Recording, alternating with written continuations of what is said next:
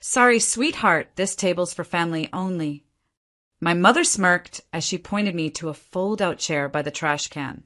Everyone laughed. But when the $4,600 bill came and the waiter looked at me, I smiled and said, "Not my table." That night, everything changed forever. The maitre d' smiled as he pulled out the velvet-lined chairs one by one for my family, each seat facing a candlelit table adorned with crystal glasses and gold-trimmed menus. It was the kind of restaurant you only visited once a year, if that. And this year it was for my mom's birthday. Everyone was dressed to impress. My brothers in tailored suits, my sister in her designer dress. I had saved up for weeks to buy a simple black outfit and heels just for this night. I walked in a little late, just 5 minutes, and smiled, scanning for a seat. My mom's eyes met mine. Cold. Calculated. With a smug twist of her lips, she motioned behind her. "Oh, sweetheart," she said, loudly enough for the whole room to hear. "This table's for family only." I blinked. Confused. She pointed to a lonely fold-out chair. One of those cheap, creaky metal things. It sat awkwardly beside a service station, right next to the swinging kitchen door and a trash bin. Laughter bubbled from my siblings. My aunt covered her mouth like she was trying to hide a giggle. My dad didn't even look up.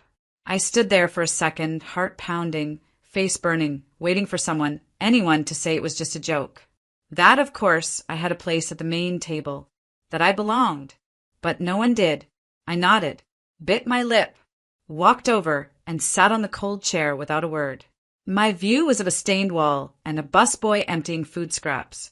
Behind me, I heard the clinking of glasses and loud laughter. Not once did anyone ask if I was okay, or if I even wanted a menu. I smiled at the waiter when he passed, ordered sparkling water, and sat there, blinking back tears, pretending the sting in my eyes was just from the smell of bleach and garbage. That night, something shifted in me. I didn't know it yet, but that chair, that exact moment, it wasn't my humiliation. It was the beginning. They say you never forget the way your mother looks at you. And I never have, because my mother didn't look at me with love. She looked at me like I was extra, unnecessary, an inconvenience she had to manage. Growing up, our home was picture perfect on the outside. White picket fence, family portraits on the mantel, birthday parties that looked like they belonged in magazines. But behind those glossy smiles, the truth festered like a wound. My siblings were stars.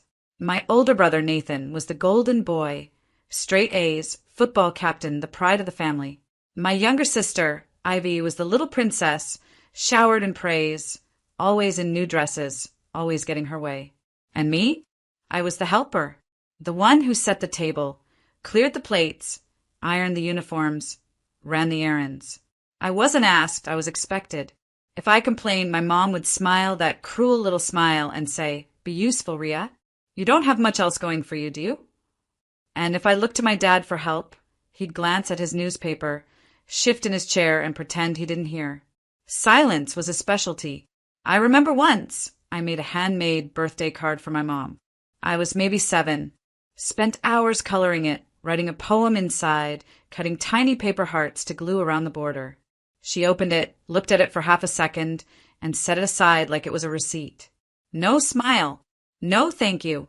That same night, Ivy gave her a cheap necklace she picked out with Dad's help, and my mom cried like she'd just received a diamond from heaven. I never stopped trying, though. I worked harder in school, hoping someone would notice. I got a part-time job at 16 to buy my own clothes, thinking maybe independence would earn me their respect. But all it did was make me invisible in new ways. "Why aren't you more like Nathan?" she'd ask.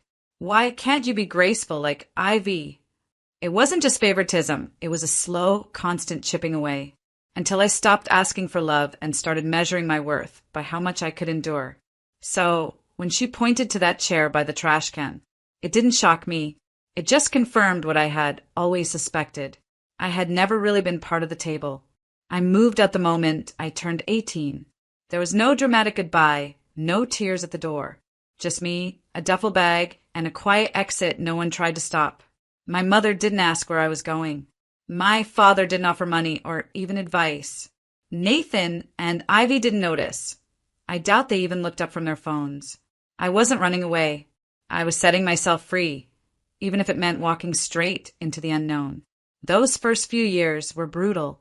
I worked at a gas station during the day, waited tables at night, and studied in between. There were weeks I lived on instant noodles and coffee. I shared a one-room apartment with peeling paint and no heating. Winters felt like punishment, but I kept going, because what I lacked in support, I made up for in grit. College was a dream I didn't know I could afford, but I applied anyway, took student loans, applied for every scholarship. I'd study late into the night, sleep 3 hours, then head to my shift. I missed out on parties, holidays, and birthdays, but I never let myself fall behind. Every test I passed, every class I aced, felt like a secret victory, like I was building something for myself, quietly, invisibly. And still, through all of it, I kept calling home. On birthdays, I sent cards. On holidays, I mailed gifts, small ones but thoughtful. I called on Mother's Day and left voicemails when no one picked up. I texted updates when I got my associate degree, then my bachelor's. No replies, no congratulations, just silence. But I didn't stop, because somewhere inside me, that little girl still hoped for her mother's approval. Still believed one day they'd look at me and see more than the helper, the errand girl, the ghost in family photos. I didn't need them to applaud my struggle. I just wanted them to see it, to say, "We're proud of you, Ria." But that day never came. So I learned to clap for myself, quietly in my own space. I framed my diploma, stuck it on a wall in my tiny apartment, and whispered, "You did it." Then I went back to work, because while they forgot me, I never forgot them. That's the thing about love. It doesn't always fade just because it's not returned. But it does start to change.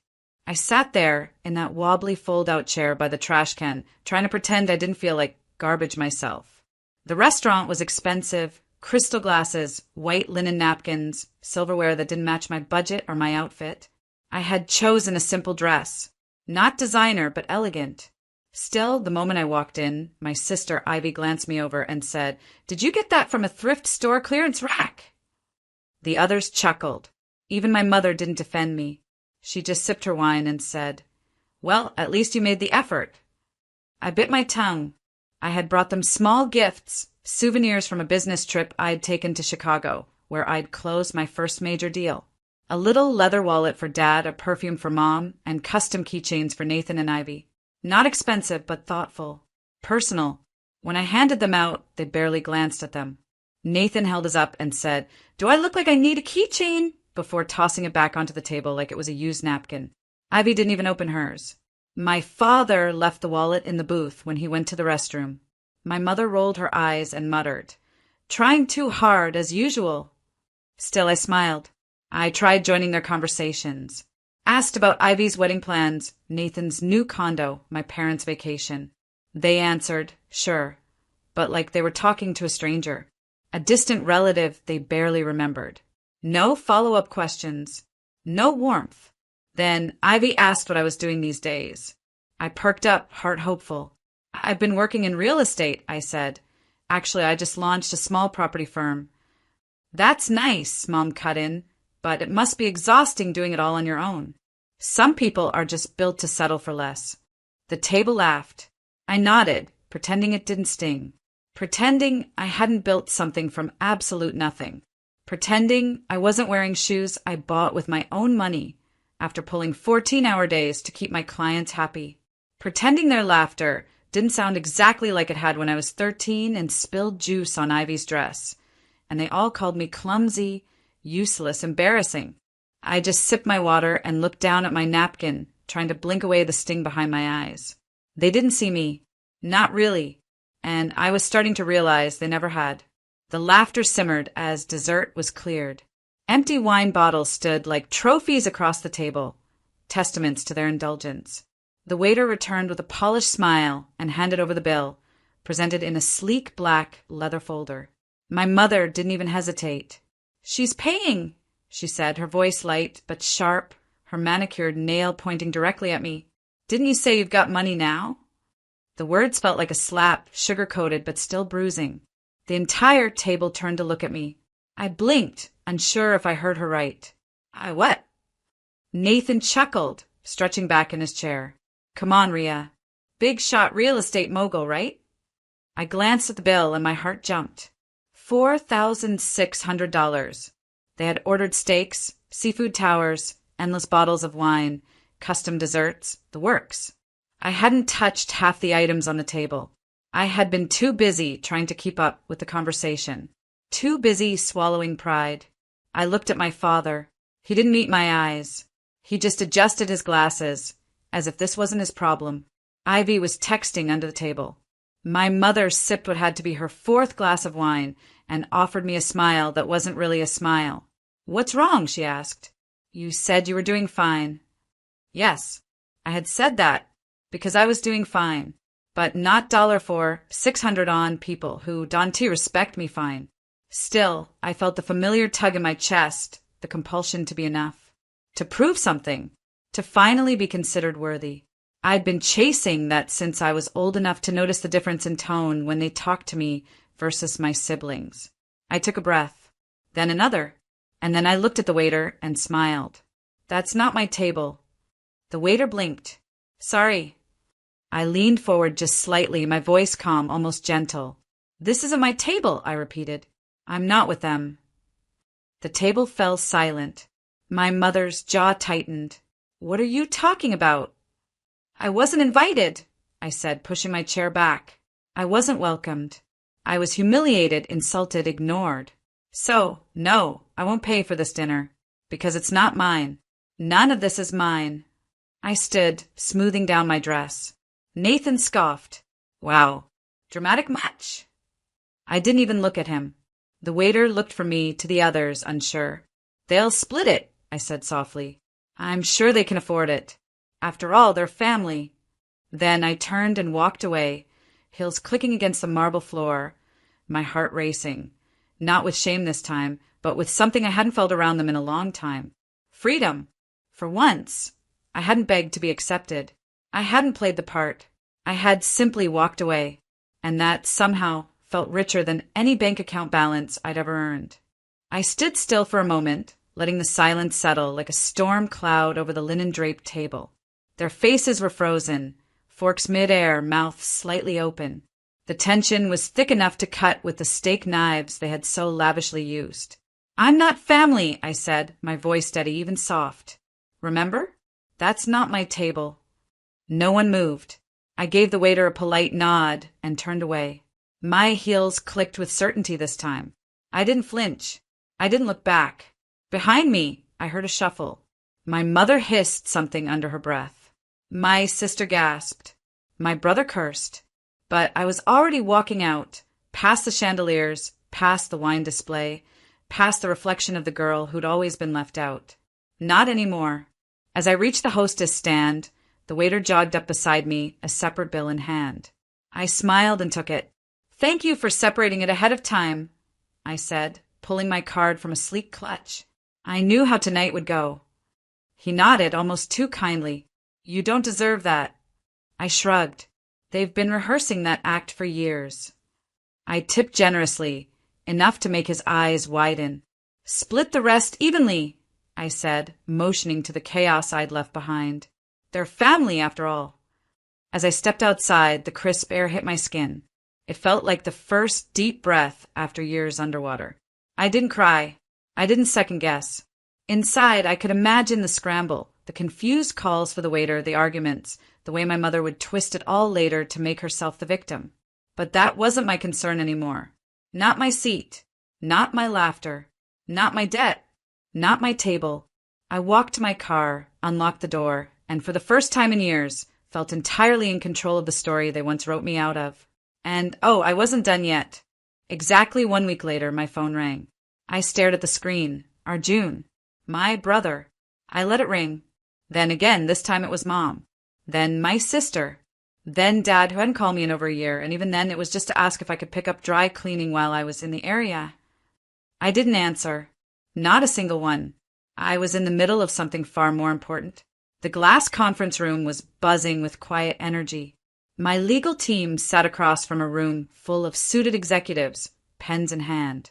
The final draft of the acquisition was in front of me. I flipped through the pages, calm and focused, my signature moments away from closing a deal worth 7 figures. My small but mighty startup one I'd built from scratch between night shifts and student loan payments, was being acquired by a national brand. My platform had taken off. Investors saw the potential.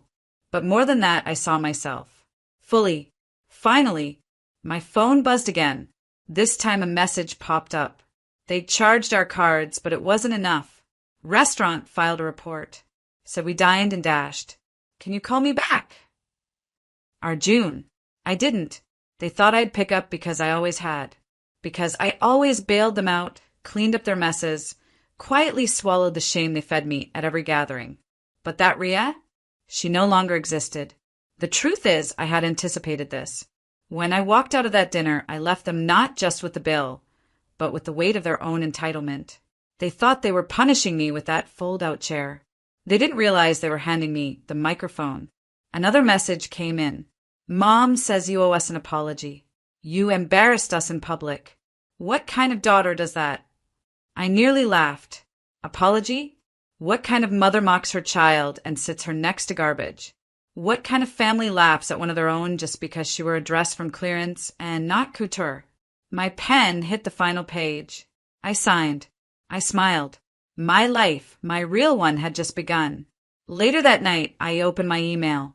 Dozens of missed calls. More messages. One even read. We were going to invite you to Mom's anniversary dinner. But maybe next time don't be so sensitive. Sensitive. That's what they always called me when I cried after being excluded. When I left the room to gather myself. When I dared to say that hurt. But I wasn't sensitive anymore. I was successful. And they were just loud. I closed my laptop and poured myself a glass of wine. Outside, the city lights shimmered against the skyline, and I raised my glass to the silence around me. It was the first time it didn't feel lonely. It felt earned. They needed me now, but I was finally too busy needing me.